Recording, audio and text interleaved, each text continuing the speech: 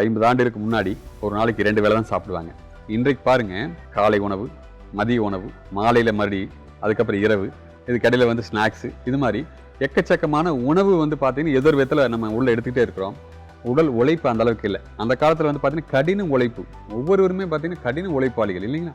அது மாதிரி இன்னைக்கு உழைக்கிறோமான்னு பாருங்க, கிடையாது. உணவும் உழைப்பும் இன்றைக்கு மாறிவிட்டது. அப்ப கெட்ட குளுக்கோஸ் வந்து உடம்புக்குள்ள நிறைய சேர்ந்துகிட்டே இருக்கு. இந்த குளுக்கோஸ் செலவழிக்கப்படாதனால, கலோரிகளாக எரிக்கப்படாதனால அது கெட்ட குளுக்கோஸா இருந்து நோயாக மாற்றப்படுகிறது. அப்ப இதை மாற்றுவதற்கு உணவையும் உழைப்பையும் நம்ம சரி செய்துக்கிட்டா போதுங்க. இது மருந்து மாத்திரைகளால் தீர்க்கக்கூடிய விஷயம் இல்லை. உணவையும் உழைப்பையும் நம்ம ஒழுங்குபடுத்தணும். இன்னும் இது சம்பந்தமா இன்னும் விரிவான விஷயங்கள் நம்ம இதை பத்தி பேச வேண்டியது இருக்கு.